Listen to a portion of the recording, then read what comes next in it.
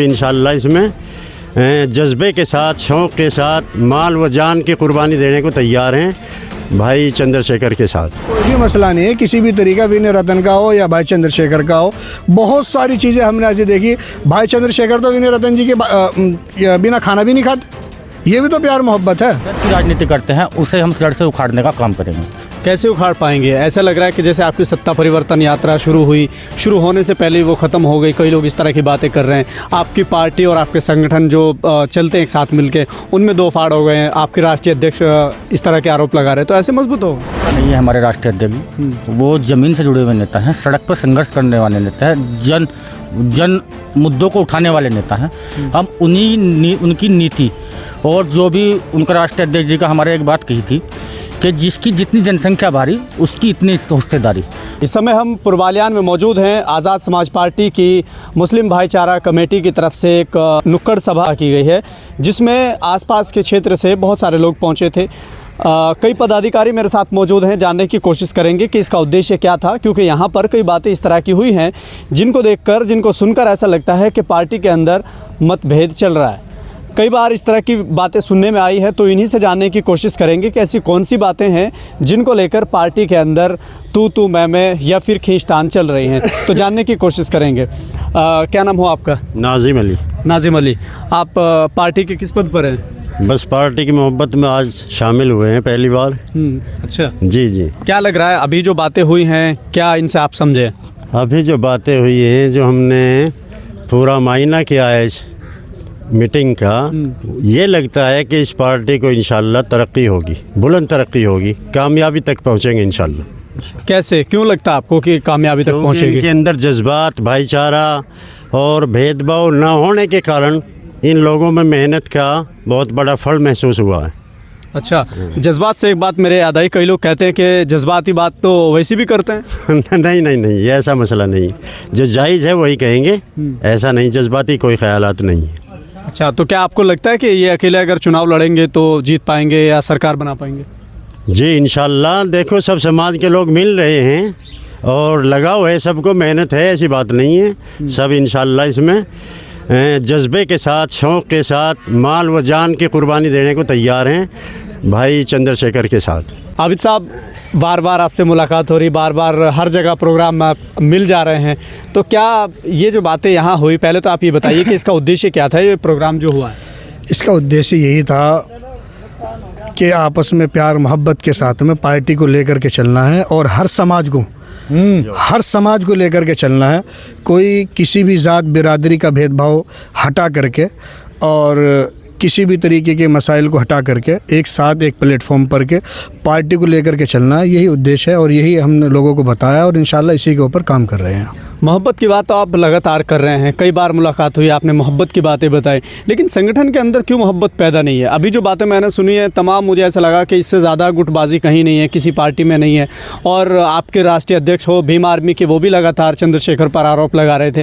क्या सब चल रहा है? मैंने उस दिन भी आपको बताया था, ये तो घर का मसला है, घर में ही बैठ कर के हम सुलझा लेंगे। मगर ऐसा कोई भी मसला नहीं है, किसी भी तरीका विनय रतन का हो या भाई चंद्रशेखर का हो।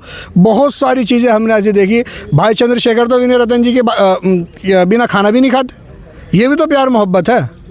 तो किसी ने कहा है कि जहाँ मोहब्बत होती है वहाँ नफ़रत भी होती है, तो क्या ये पहले मोहब्बत थी, अब नफ़रत का यही नतीजा है? नहीं, नफ़रत का नतीजा ये नहीं है, ये आप नफ़रत का नतीजा नहीं बता सकते सर। ये तो प्यार मोहब्बत का नतीजा बताएंगे आप। प्यार मोहब्बत जिसके अंदर होता है, थोड़ी बहुत बातें हो जाती है आपस में, घर के अंदर भी हो जाती है, शोहर और बीवी के अंदर भी हो जाती है। लेकिन बड़ा आपको नहीं लगता कि इतना नेगेटिव संदेश पहुंचा है? लोग सवाल कर रहे हैं कि यार इतना मजबूत आदमी चंद्रशेखर आज़ाद का, वो इस तरह के आरोप लगा रहे हैं 38 मिनट का वीडियो जारी करके, तो आपको नहीं लगता उससे इफेक्ट पड़ेगा? उसमें आपको नहीं लगा कि एडिट की हुई है? वो नहीं, एडिट की हुई नहीं है। मुझे लगा। आपको लगा? क्यों? मैंने देखा ध्यान से 38 मिनट को, पूरा एक मिनट मैंने ध्यान से सुना है। अगर वो फेक होती तो वो अपने अकाउंट से अच्छा, हमारे बहुत सीनियर पदाधिकारी यहाँ मौजूद है, महबूब राठौर जी ये बताएंगे और मनीष भाई है और हमारे आप बात मत काटिए, आप ये बताइए क्या वो फेक है वीडियो या ओरिजिनल है? मुझे लगता है कि वो फेक है। अभी भी आपको लगता है? मैं बार बार ये बात कहता हूँ और कह रहा हूँ, वो वीडियो फेक है। और भाई विनय रतन जी से आपकी मुलाकात भी अल्हम्दुलिल्लाह बहुत अनकरीब होने वाली है।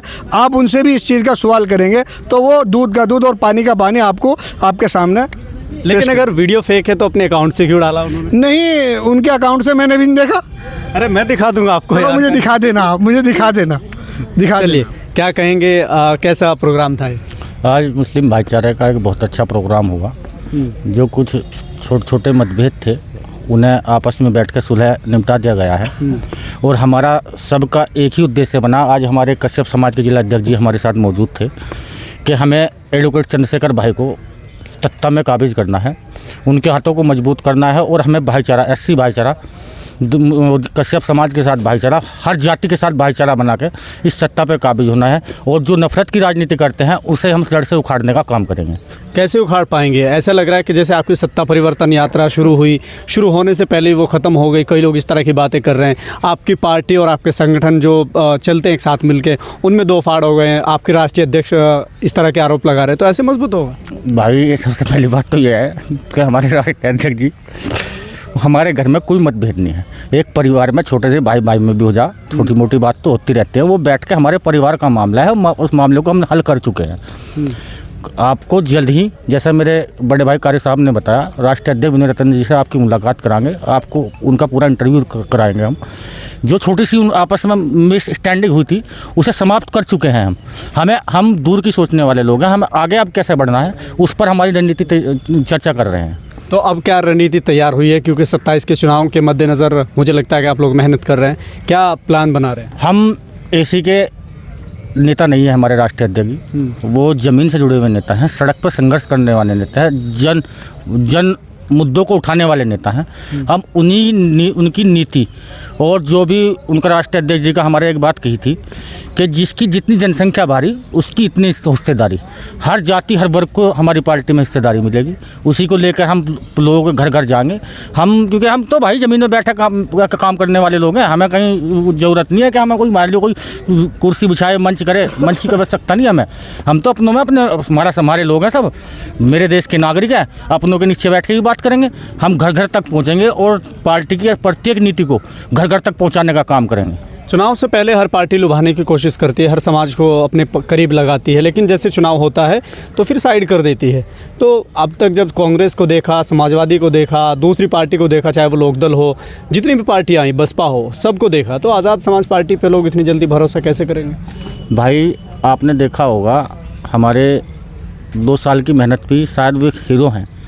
मैं तो प्रदेश का नाम मेरे शायद जहन से निकल गया, दलपति हैं शायद, दलपति। 2 साल की मेहनत से सीएम बन गए। तो अपने बाजुओं पर विश्वास रखो। हमारे ऐसे धीर सिंह बड़े भाई जैसे साथी हमारे साथ हैं। हमारे छोटे छोटे नौजवान जो घर घर जाके मेहनत करने का काम करते हैं। तो हम अपनी नीतियों को घर घर तक पहुंचाने का काम करेंगे और जो हमारे वादा हमारे भाई चंद्रशेखर आज़ाद जी करेंगे उसको 100% वो निभाने का काम करेंगे।